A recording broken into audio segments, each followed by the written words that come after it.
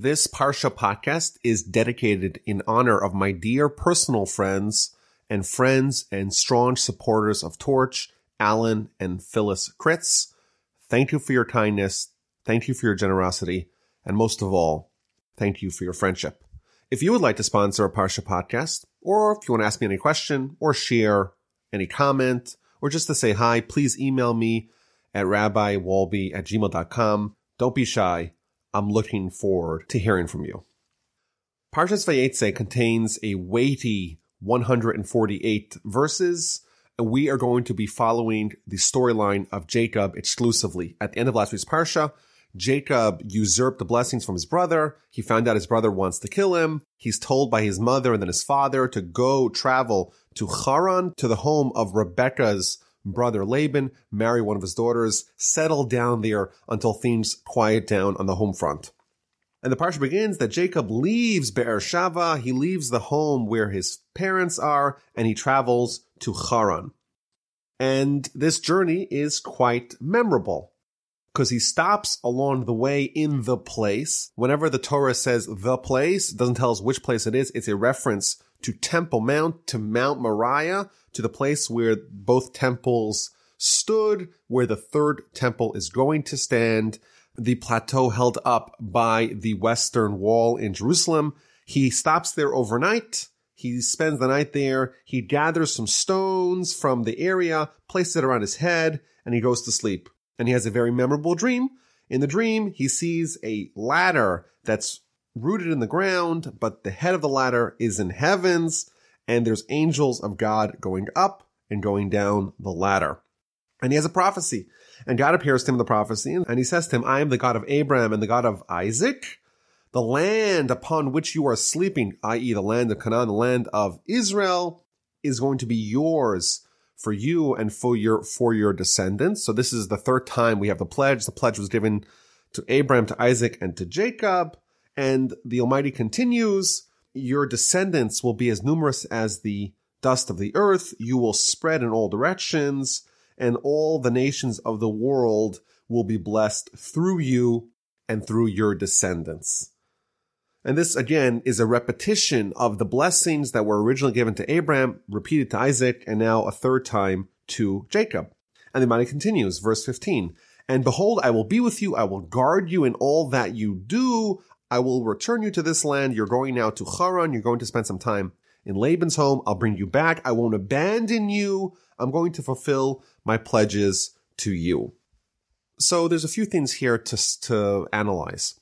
First of all, why is Jerusalem, why is Temple Mount called the place? And it's not identified as Jerusalem by name. There's all kinds of other names given to Jerusalem, to Mount Moriah, to Temple Mount in the Torah, but Jerusalem is not one of them.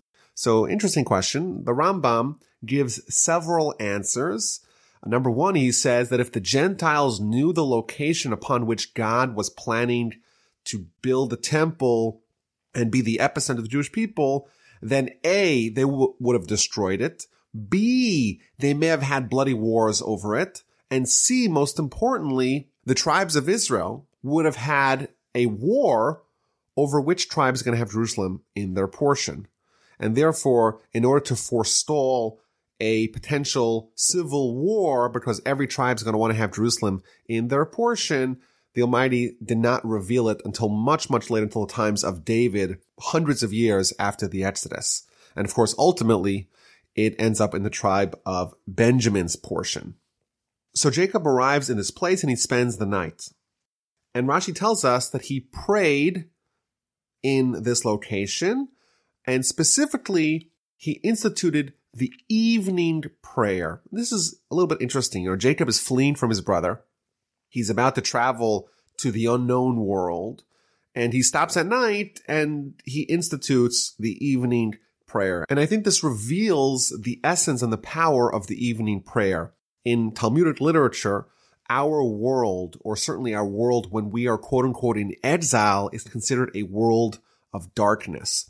Jacob is now escaping. He's absconding from his homeland. His brother wants to kill him. He's about to engage in a very treacherous relationship with his future father-in-law. And you could maybe argue that this is a period of darkness for him in his life. And amidst the darkness, amidst the despondency, he institutes the evening prayer, the power of which is to infuse life and hope into a very dark world. And Rashi points out a little bit of a nuance here, that when Jacob finally goes to sleep that evening, he takes stones from the place and puts them around his head. Rashi points out a little bit later on, Jacob's going to wake up, and the word in the Torah to describe the stones is now singular. He takes the stone. So somehow, overnight, the stones, the plural, the multiple stones that Jacob placed around his head, transformed into one stone in verse 18, where Jacob takes the stone that he put around his head and he pours oil in it and makes it into an altar. Rashi tells us something very fascinating, that he had placed 12 stones around his head, but in the middle of the night, the stones started fighting, jostling with each other. Each one of them was saying, well, this righteous Jacob, he should lay on me. And the other stone was saying, no, he shall lay on me. And the Almighty made a miracle and fused the 12 stones together and made one big stone. Very interesting imagery here that were shown by Rashi about what happens to Jacob's improvised pillow. Now, the Ramchal, the great Jewish philosopher and ethicist of the 18th century, he tells us something very interesting. He says that when people are spiritual, then they uplift the world around them and make it spiritual too. You have these rocks. They're ordinary. They're regular rocks. And suddenly they're worried about the spiritual ramifications of upon whose head Jacob is going to lean. Because of the holiness of Jacob, wherever he went, even the things that were previously mundane, they were uplifted and made spiritual. Just an interesting idea here that we see. Now, one of the commentaries asked an interesting question. After all these stones were fighting. Each one of them wanted to have Jacob rest his head upon that stone. So what the Almighty do? The Almighty fuses the stone into one big stone. Well, how does that solve the problem? Even though they're all one stone, Jacob has to have his head on one part of the stone. And therefore, the competition, the fighting between the stones should continue. And the answer is that when there's unity, once all the stones have been fused together, then there's no competition, which is, of course, a very valuable idea, that the only reason why the stones were initially jostling and fighting and competing to have Jacob lie on them is because they were distinct. They view themselves as being distinct. Once they're together, once it's one big amalgamated stone, everyone's happy, even if Jacob has a different part of the stone. But if it's all part of one thing, then there's no fighting. Now, if you read the verses critically, you'll notice that Jacob heads towards Charan, towards the house of Laban, and then suddenly he decides to end up in a different place, to end up and spend the night in Temple Mount. Rashi tells us actually how he ended up there. Initially, he went past Temple Mount and was already in Charan. And then he stopped and he reflected and he said, I made a mistake. Abraham, he prayed on Temple Mount. Isaac prayed on Temple Mount. And I never went to pray there. So he turned around and he was inspired to go back to Temple Mount and to pray. And the Almighty made a miracle that the way was expedited, that he was able to fast forward his way to get there really quickly. So there's two interesting points here that Rashi is conveying. Number one, that the Almighty didn't give him this inspiration. He initially passed by Temple Mount. He didn't think about stopping there, and the Almighty didn't stop him. Because if someone is not personally inspired to do something, then the Almighty is not going to inspire them. However, once Jacob makes the first step to say, oh, I made a mistake. I should have stopped there. I should have prayed. He turns around and heads back to Temple Mount.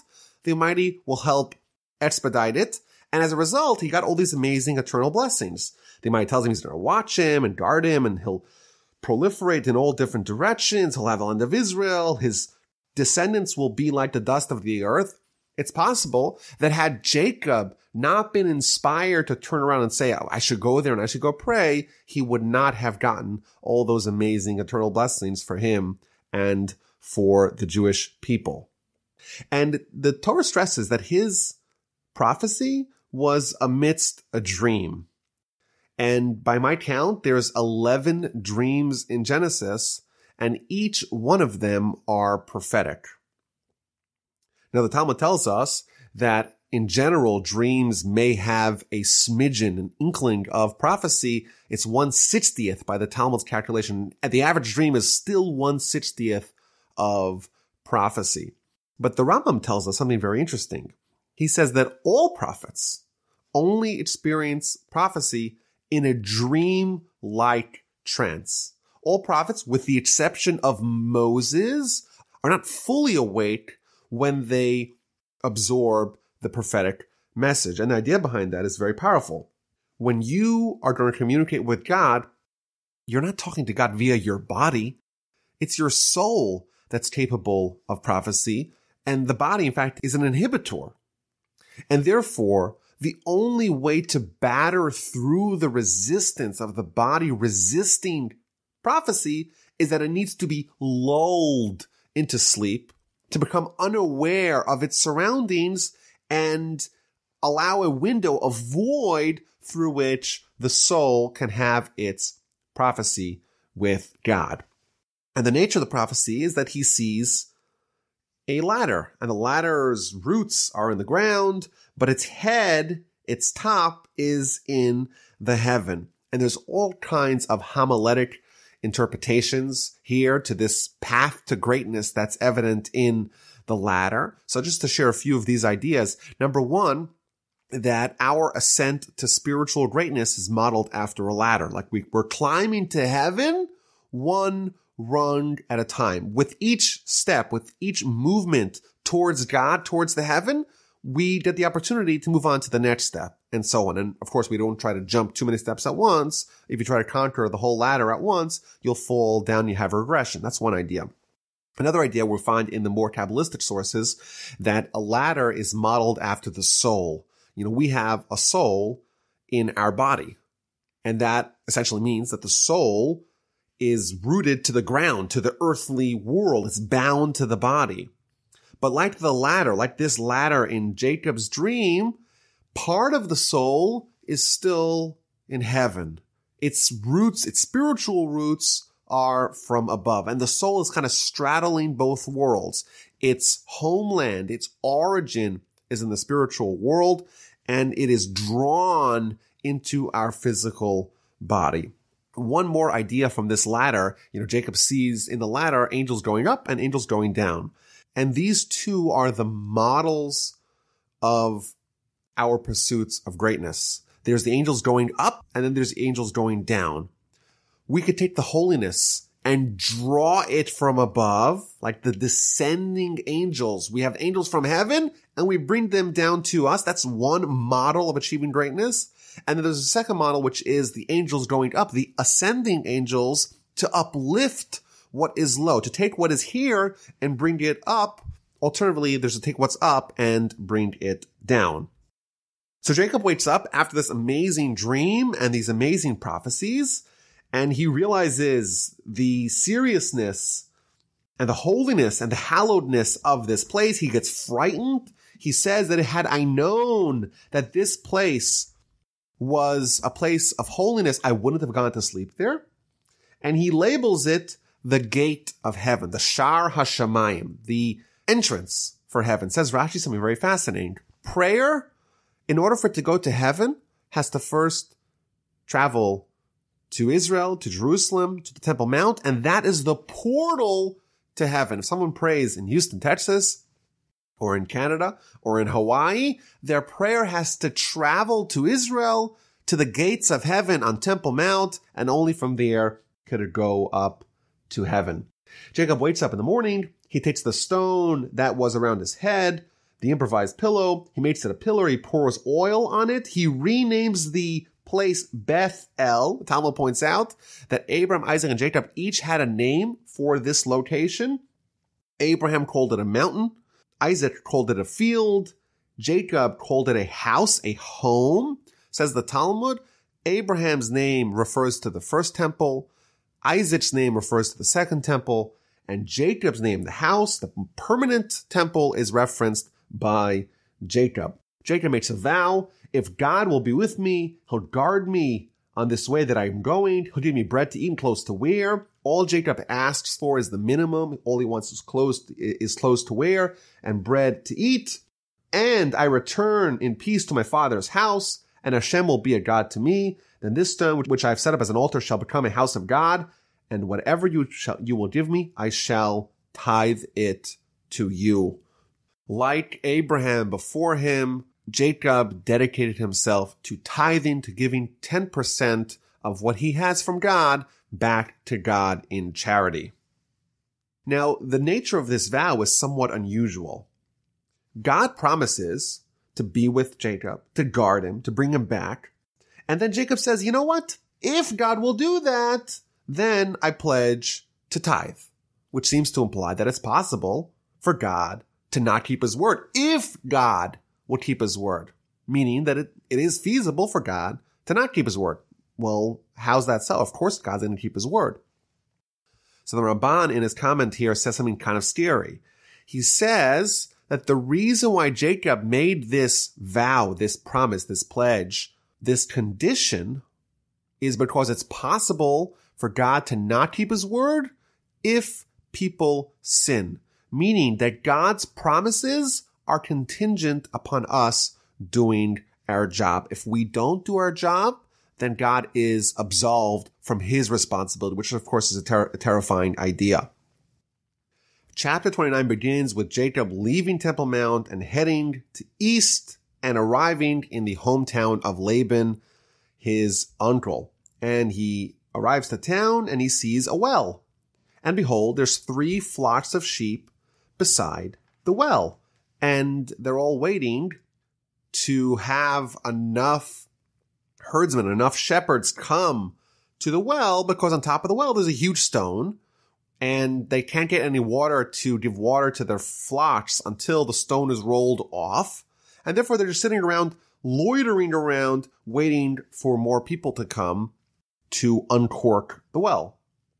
And Jacob reaches out to them, and he says to them, my brothers, where are you from? We're from Charan. Do you know Laban, my uncle? He says, we know him. How's he doing? He's doing well. His daughter Rachel is about to come together with the flock. And Jacob muses to them. I don't understand. You're just sitting around here loitering, waiting for something, obviously, but it's the middle of the day. Why are you not tending to your flock, grazing with them? Why are you sitting around here doing nothing? And they respond, we have to give our flock water, but we can't do it because there's the huge rock, the huge stone on top of the well. We're waiting for enough people to come to roll it off. Now, it's kind of interesting because last week we had another episode with the wells that Isaac dug, the 3 wells. And here we see another very long and almost tangential story here where Jacob is now meeting with the well and there's 3 flocks waiting for the water to be uncorked. Very strange episode. And again, the Ramban explains that this is a reference to the temples. The well, that's the temple. The 3 flocks, the 3 shepherds with their flocks are a reference to the 3 festivals. There's 3 festivals when all of Israel goes to the temple in a pilgrimage. The water that's in the well is the experience of drawing holiness from the temple on the festivals. And the stone, that means that there's 3 times a year where the water is available for everyone. And then after the festival's over, it gets covered with a proverbial stone. You have to wait until next festival. So again, we see how the commentaries show us a deeper layer in what seems to be incidental episodes of the forefathers in Genesis, that it's really referencing to very important ideas that are relevant to the whole nation.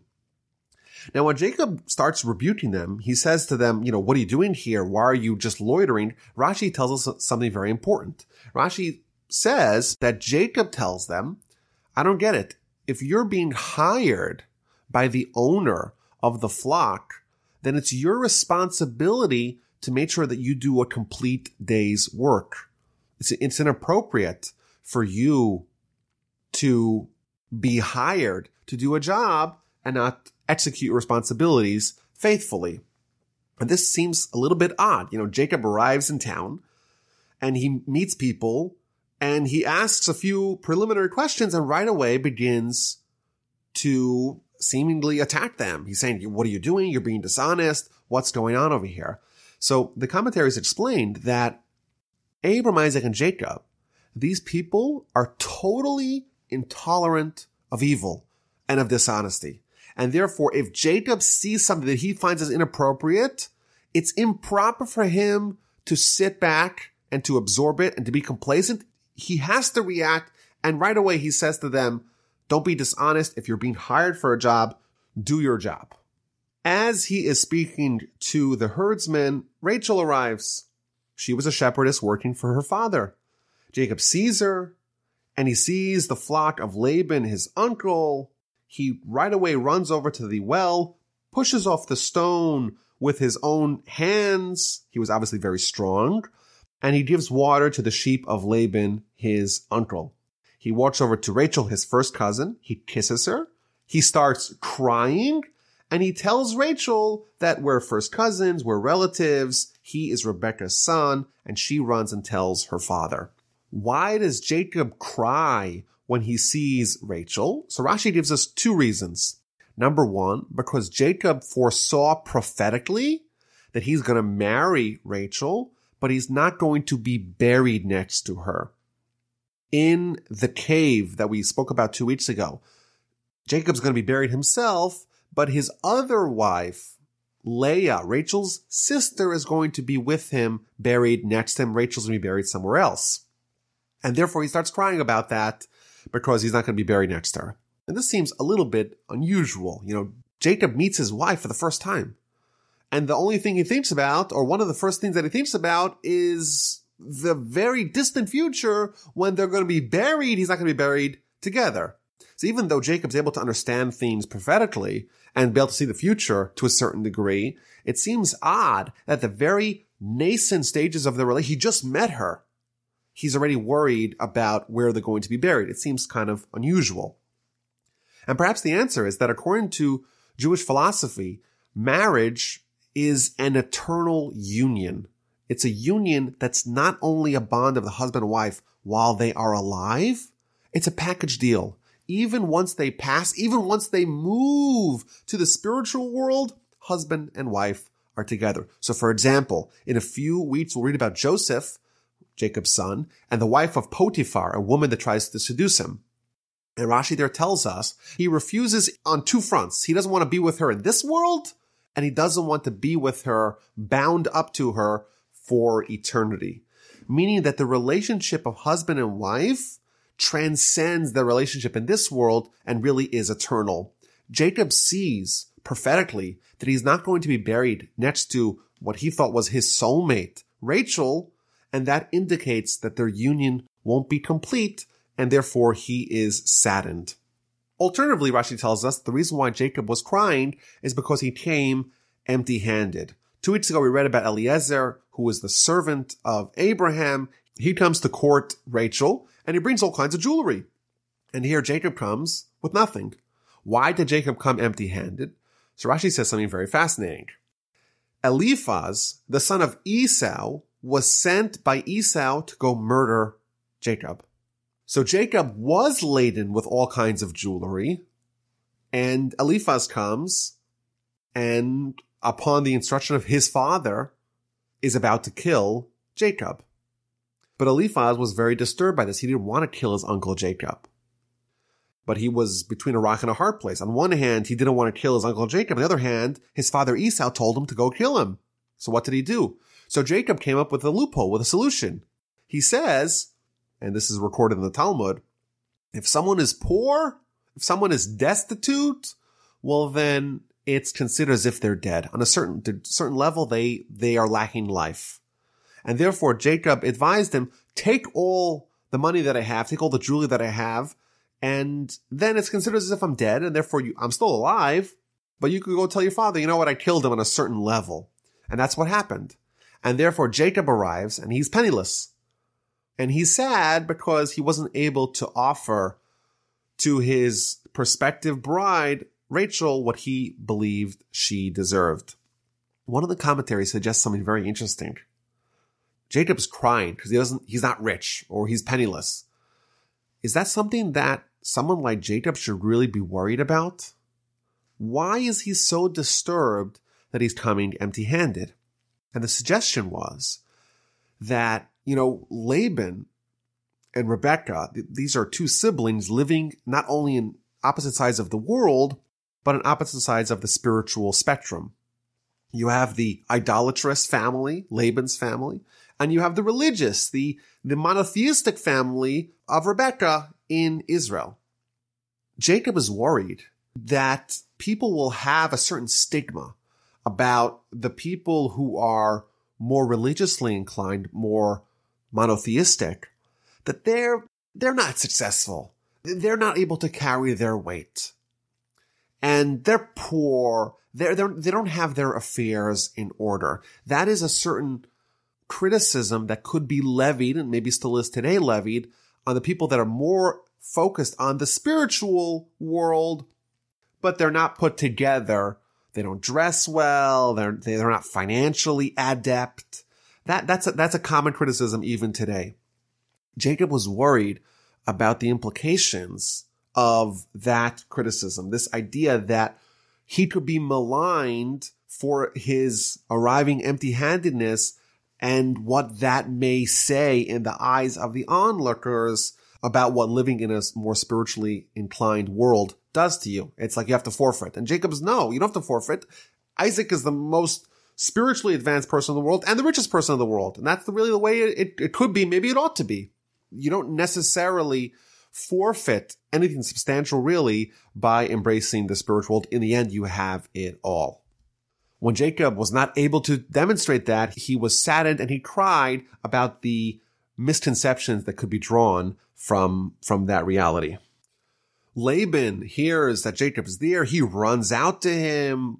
He greets him. He tells him, "You're my flesh and blood. Come stay with us for a month." And he said, "Okay, I want you to work for me, but I want to pay you. What should I pay you?" And Laban had two daughters. Rachel, we already met. Rachel had an older sister, Leah, as well. Jacob loved Rachel, and he offered Laban, "I will work for you for 7 years for Rachel, your younger daughter." Rashi explains that Laban had a reputation of being somewhat dishonest. And therefore, when Jacob identifies the woman he wants to marry in exchange for 7 years of work, he's very specific. Rachel, your younger daughter. If he just said Rachel, after 7 years of hard work, Laban might find the neighbor Rachel and give her as a wife for Jacob.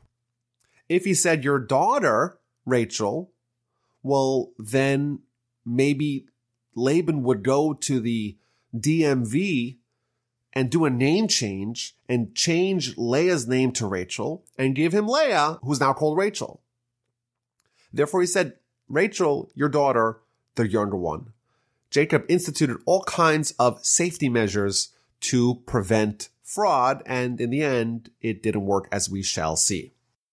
So the deal was struck, Laban agreed, and Jacob worked for 7 years in exchange to marry Rachel, and he loved her so much that those 7 years flew by.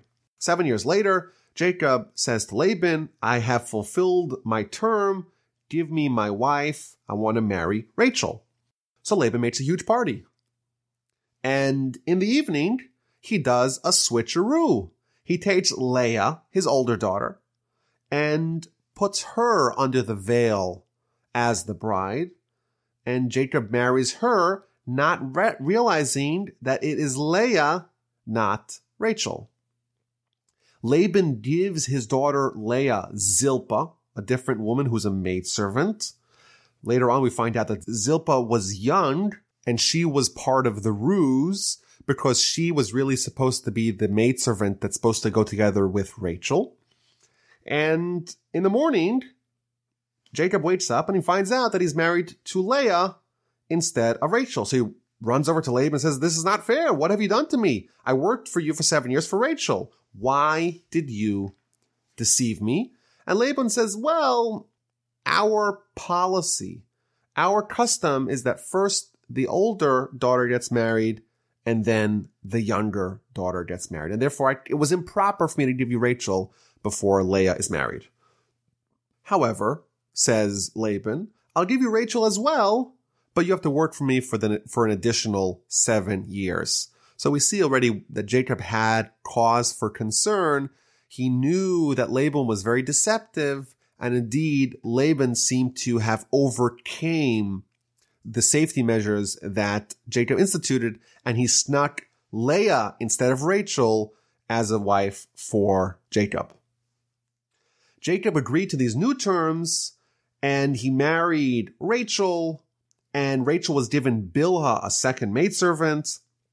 And now Jacob is married to two of his first cousins, two sisters, Rachel and Leah. And he works for an additional 7 years after he marries Rachel. He wasn't willing to work ahead of time. He didn't trust Laban. Now he's married to the second daughter, Rachel, as well. And he's going to work after that, after the wedding, after he's married to both sisters, he'll work to pay up for his rights to marry Rachel. So there's a lot to unpack here. For one, I think we can maybe make a speculation. Last week's Parsha, it was Jacob engaging in deception. He was the one who acted as one brother instead of a different brother. He masqueraded, he disguised himself as his older brother.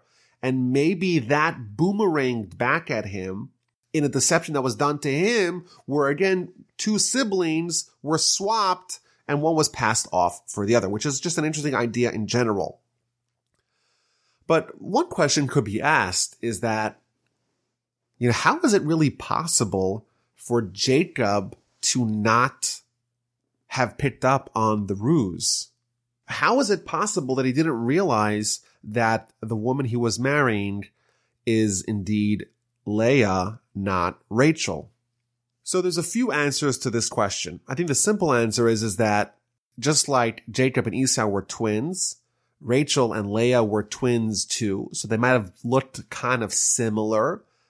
And maybe also one of the commentaries suggests that Laban made a big feast. Maybe there was alcohol that could have influenced Jacob's ability to perceive what was happening. Rashi says something very interesting. Rashi says this teaches us the modesty of Jacob. Even though he was living with his family for 7 years, he wasn't fraternizing with the girls until he married them. And therefore, he was so removed from them that he didn't notice that indeed he was marrying Leah and not Rachel. Rashi also tells us something very fascinating. Rashi says is that Jacob instituted another fraud prevention measure.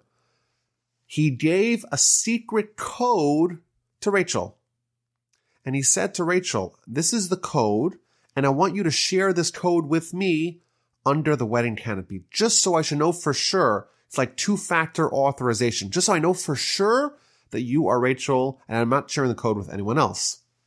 In the middle of the wedding, Rachel sees that Leah's being sent to the wedding canopy, and she is totally unaware of the secret code, and she is now about to be subject to a terrible humiliation in front of everyone. So she runs over to Leah, and she tells her the secret code. And therefore, under the wedding canopy, Jacob asks for the code, and Leah, having been informed of the secret code by her sister Rachel, she responds with the code, and therefore Jacob was assuaged that indeed he got the right one. And this shows the tremendous self-sacrifice of Rachel. She was willing to forfeit the love of her life, the man that she had hoped to build the Jewish people together with. She had forfeited that in order to prevent her sister from shame. The Talmud tells us something very striking. It's preferable for someone to throw themselves inside a fiery furnace to kill themselves, in effect, to not whiten the face of their fellow publicly. To avoid shaming someone else, you're even supposed to maybe even kill yourself. Rachel was so concerned about the shame of her sister Leah, even if it meant giving up everything, she conveyed the secret code to her sister. Jacob finds out about what happened, and he says to Laban, "What is this you have done to me? Was it not for Rachel that I worked for you? Why have you deceived me?" It's remarkable how Jacob had a very measured reaction. He didn't throw chairs. He didn't raise his voice. He didn't get angry. This is a superhuman response to the grand deception that Laban perpetrated. And in the end, Jacob agrees to the terms set forth by Laban. He'll marry both sisters, and he'll work for an additional 7 years, even though it was Laban who had reneged upon the contract of giving Rachel as a wife after 7 years of work. Now, there's a technical problem at play here. By Torah law, a man is not allowed to marry two sisters simultaneously if they're both alive. If a man marries one sister and that sister dies, he's allowed to marry her sister subsequently. But if the first wife is still alive, he's not allowed to marry the second wife. And we know that Abraham, Isaac, and Jacob, the Talmud tells us, they observed all of Torah.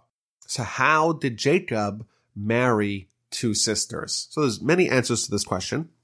The Ramban we've mentioned in the past tells us that Jacob observed all of Torah so long as he was in the land of Israel. Now he is in Charan. He's outside of the land of Israel. He didn't observe all of Torah. And therefore, it was Rachel, when they were about to re-enter the land of Israel, it was Rachel who died because she was the one who encroached upon the prohibition of marrying two sisters. She was the one who married Jacob second, and therefore she was the one who had to die when he was about to enter Israel. That's what the Ramban says. There are many other answers to this question. I want to share just one of them, brought from the Kesav Sofer. He says that a person is not allowed to marry two sisters, but this is the only one that after the death of one of the relatives, he's allowed to marry the other one. And he proves that the reason why the Torah does not allow one man to marry two sisters is because those two sisters will become rivals and they'll fight over who gets more attention, more love from their husband. And therefore, once one of the wives dies, one of the sisters die, it's okay for him to marry the second sister. And here, Rachel is demonstrating tremendous self-sacrifice for her sister, tremendous selflessness for her sister by giving her the codes. Jacob was sure that there was sisterly love between the two, and he wouldn't encroach on this problem, that these sisters won't be at each other's neck. And therefore, he felt comfortable, again, because it was prior to Sinai, prior to the Torah being mandatory, he felt comfortable marrying two sisters, given the conditions that existed in that family. So now Jacob is married to Rachel and to Leah. He works for another 7 years to marry the second sister. Rashi tells us that Jacob displayed tremendous integrity, that he worked with the same dedication in the first 7 years as he did with the second 7 years, even though it was only via Laban's deception that he ended up having to work for a second 7 years. Leah is not as loved as Rachel is, and therefore the Almighty opened up Leah's womb. She's very fertile, but Rachel remains barren. Leah has 4 sons in quick succession: Reuben, Shimon, Simeon, Levi, and Judah. And Rachel has 0 children.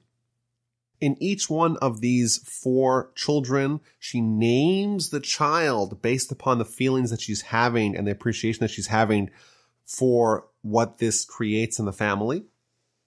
And she names, for example, Judah. The word Yehuda means appreciation or thankfulness. And she's thankful to God that she has a 4th son, and therefore she names him Judah.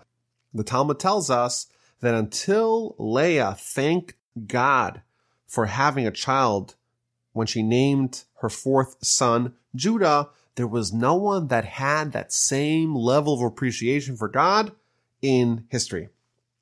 Chapter 30 begins where Rachel sees that she doesn't have any children and her sister is having many children, and she becomes envious, and she tells Jacob, "Give me children, otherwise I am dead." Simply stated, Rachel was envious of the fact that her sister Leah had children and she did not. Rashi tells us something very fascinating.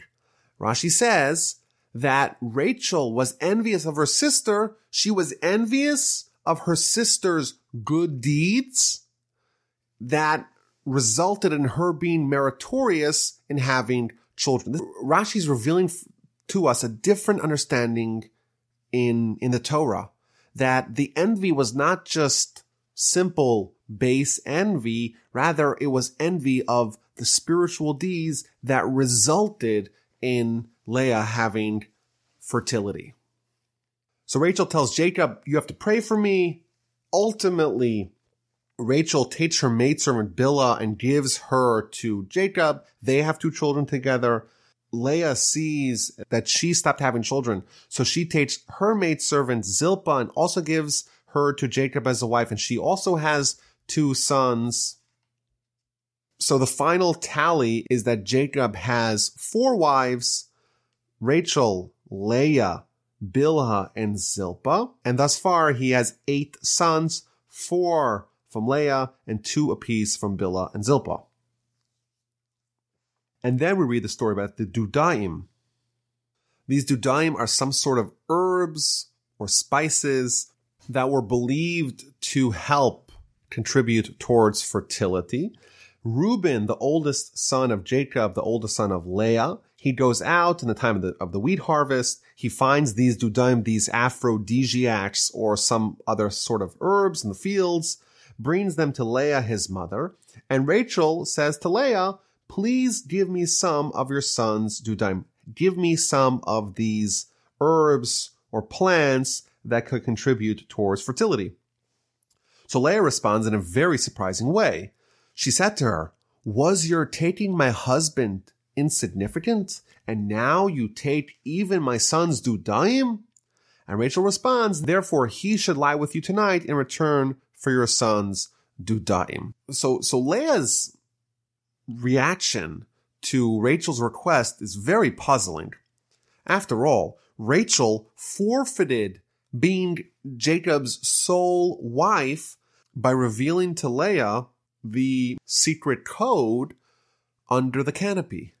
And here, Leah tells her, "Was your taking my husband insignificant?" as if it was Rachel who took Leah's husband, not vice versa. And I think what this reveals is something very, very incredible. Rachel, when she revealed the secret code to her sister Leah, she didn't reveal to her that really she was supposed to be the wife of Jacob. She conveyed it to her sister Leah as if she was the messenger. "Oh, Jacob wanted me to send you this secret code." That's what she told her. She never revealed to her. She never made her feel bad to say that, "Oh, you're the Johnny come lately. You're the second best option." Thus, in Leah's eyes, it's Rachel who was the one who took her husband, not that she took Rachel's husband. And this, I think, shows us the greatness of these women. First of all, it shows us incredibly how Rachel was able to not only forfeit her husband's sole attention and focus, but also that she never rubbed this in the face of Leah. Leah never knew what we know, that really she was not intended for Jacob. That's number one. But this also shows us Leah's greatness, that she held out until now. When Rachel asks for the dudaim, she explodes. And she says, was it not enough that you took my husband? Now you want to take even this from me? In her eyes, she was always the one who was intended for Jacob. And the fact that Jacob ended up marrying Rachel was her forfeiture of Jacob to her sister. And therefore, she's so incredulous when Rachel is making this unwarranted request. And Rachel responds, okay, in exchange for you giving me some of the dudaim, I am going to allow you to be with Jacob tonight. It was my night, and now you could have it instead. So Jacob returns from the field in the evening. Leah goes out to greet him, and she says, no, you're not spending the night with Rachel. He's spending the night with me because I have purchased it with my son's dudaim. And Jacob spends the night with her, and she becomes pregnant, has a fifth son, Yisachar, and eventually a sixth son too, Zevulun. Rashi tells us something very harsh, that because Rachel belittled spending the night with Jacob, she exchanged it for some plants, for some aphrodisiacs. Therefore, as a result, she did not merit to be buried with him. The Torah is unfathomably harsh in its judgment of the righteous. Rachel was a little bit too flippant about what it means to spend the night with Jacob, and she suffered eternal consequences by not being able to sleep with him, to be with him, to be buried next to him for eternity. And I think more broadly, this idea of resorting to natural means to have babies, whether or not these dudaim were actually effective, is a separate question. But regardless, it does show that they were doing whatever they can to have children, not just praying. It's effort plus prayer. That's the magic formula that we try to strike. After Leah has two more sons, she has a daughter whom she names Dinah. Dinah means judgment. Rashi explains that she made a judgment with herself. She had already 6 sons. Her sister Rachel had 0 sons. And there is only 2 more sons left because they knew prophetically that Jacob was destined to have 12 sons. If she were to have a 7th son, then Jacob's sons would amount to 11, and there will be only 1 more son left for Rachel, and she will have less sons of Jacob than the maidservant. And therefore, she made this judgment that it's improper for her to have another son. And she prayed, and the son that she had inside of her turned into a female, which may help explain why Dinah, this daughter of Jacob, may still have had some lingering male tendencies that got her into trouble later on in Genesis. And in verse 22, God remembered Rachel. God listened to her. He opened her womb. She conceived and bore a son. And she said, Asaf Hashem es charpasi. God took away my disgrace. So she named him Joseph. And also saying that may God add for me another son. After Rachel gave birth to Joseph, Jacob said to Laban, grant me my leave, let me go to my house, let me go to my land, give me my wives and my children. I've done my time here, I want to leave, I want to go home. Rashi explains that Joseph is the flame to actualize the fire of Jacob. Jacob had a terrifying antagonist waiting for him at home, and that was Esau. Once Joseph is born, the power to overcome Esau is present, and therefore once Joseph is born, immediately Jacob begins his plan to head home. Now Laban doesn't want to lose Jacob, and he says, no, I've been so successful thanks to you. Tell me exactly what you want. I'll give you whatever you want. Just stay here with me. Keep on working for me because you are the key to my prosperity. They eventually agree to a deal. Jacob's going to continue working for Laban, but he's going to start earning assets that are going to be his to keep. they're going to remove all the speckled and spotted animals, and they'll keep only the white animals, the white sheep. But all animals that are born with speckles and with spots, i.e. all animals that buck the genetic trend, are going to be given to Jacob. Laban was thrilled with this suggestion. They remove all the ringed and spotted and speckled goats. All Jacob has under his watch are the white animals, and Jacob outfoxes the wily Laban. He manipulates the breeding environment of these animals, and they begin to all produce speckled and spotted animals. And eventually, Laban gets sick and tired of that. He changes the terms again and again and again, up to 100 times. And regardless of what Laban does, Jacob becomes increasingly more wealthy and more prosperous. Chapter 31 begins. Jacob hears the words of Laban's sons. Everyone's starting to complain. Jacob has taken all that had belonged to our father. Now Jacob is wealthy and Laban's becoming poor. Jacob realizes that the conditions are not ideal for him to stay with Laban. In addition, the Almighty appears to Jacob and tells him, return to the land of your fathers and to your native land, and I will be with you. So Jacob has 4 wives, 11 sons, 1 daughter, a tenuous relationship with his father-in-law, who's also his employer, tension that exists with him and his brothers-in-law, the brothers of Rachel and Leah. And God says to him, okay, it's time to go back to the land of Israel. How does he get his wives on board? So Jacob calls and summons Rachel and Leah to the field, and he tells them, things aren't great. I worked for your father with all my might, but your father mocked me, and he changed my wage 100 times. But God did not permit him to harm me. Whatever Laban tried to do to harm me, God did not allow. And God took your father's livestock and gave it to me. But also, God appeared to me in a dream and told me, go back to the land of Israel, to your native land. That's Jacob's pitch to his wives, Rachel and Leah. And Rachel and Leah respond, have we then a share and an inheritance in our father's house? We're considered by our father to be like strangers. He has sold us. He'll take away all that we have if he could. All the wealth that God gave you and took away from him really legitimately belongs to us. But ultimately, whatever God tells you to do, you should do. So this is a little bit of an unusual back and forth. If God tells you to go to the land of Israel, well, that's it. End of story. You know where you need to do. You have to go to the land of Israel.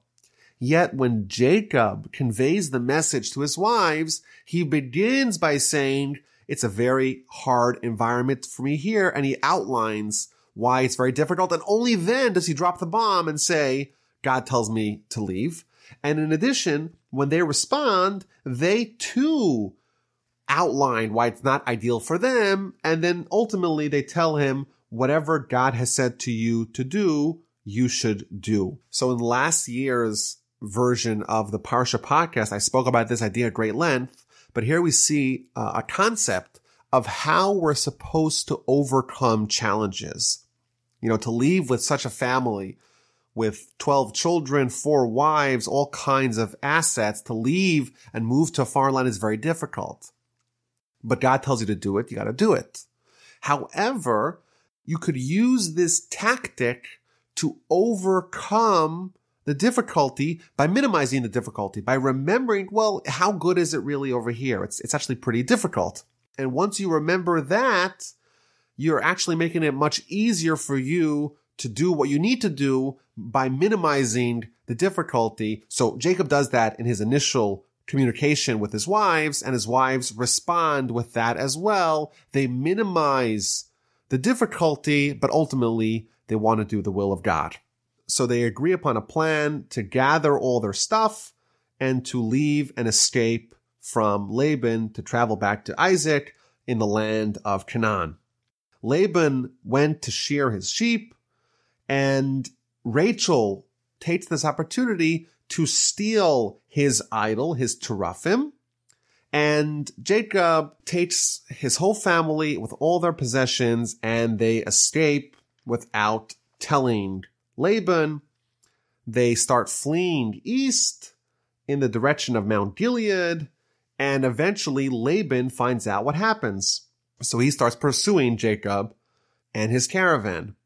And eventually, after 7 days, they catch up to them, and there's a standoff. Jacob with his whole family on one side, Laban with his contingency on the other side, and God appears to Laban in a dream and tells him, don't you speak with Jacob, not good, not bad, don't mess with Jacob. Eventually they meet, and Laban confronts Jacob. What have you done that you have deceived me and led my daughters away like captives of the sword? Why have you fled so stealthily and cheated me? You should have told me before you're going. We could have had a huge goodbye party. You didn't even allow me to kiss my children, my grandchildren. And also, he ends off his tirade, why did you steal my idol? So Jacob responds, and he tells him, well, I didn't tell you I was going because I thought perhaps you might steal your daughters from me. And then on your second point that I stole your God, no one stole your God. With whomever you find your gods, he shall not live. And of course, Jacob did not know that Rachel indeed had stolen them, and she still had them. And in fact, Rashi tells us that because Jacob had cursed whomever was holding the idolatry, that's the reason why Rachel would soon be dying. So Laban goes and starts looking. He goes into Jacob's tent, and into Leah's tent, and into the tent of the maidservants, and he's inspecting all the bags of Jacob and his family, and he does not find anything that belongs to him, nor his teraphim, his idol. But Rachel still had it, but she managed to hide it underneath where she was sitting on the camel. Laban rummaged through the whole tent, found nothing, and she said to her father, don't be angry that I can't get up. I'm not feeling well, and therefore I have to stay on the camel, and she managed to keep its identity hidden. And Laban concludes his search and does not find his teraphim, his idol. So there's a few interesting points here. First of all, why indeed did Rachel steal the teraphim, the idols? So Rashi tells us, quoting from the Midrash, that the reason why she did it was noble. She wanted to prevent her father from worshiping idols. So what do? You take away the idol. It's a good thing. She maybe should be commended.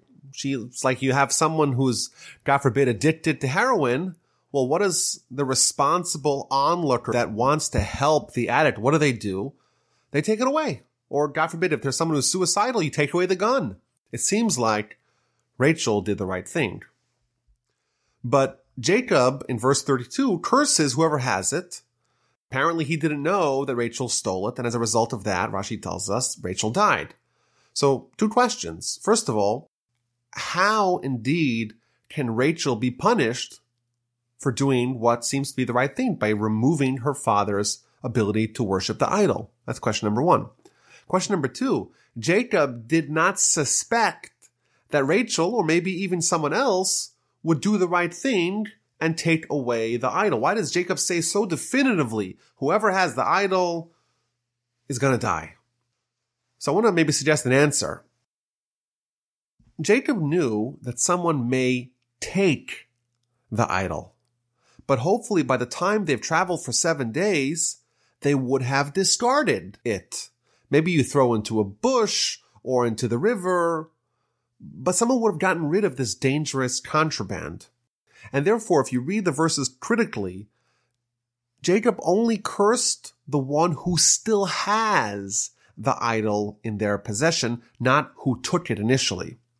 Rachel did the right thing by taking it away from her father, but she made a mistake by harboring it and not getting rid of it. She did one thing right and one thing wrong. Taking away was good, retaining it was bad.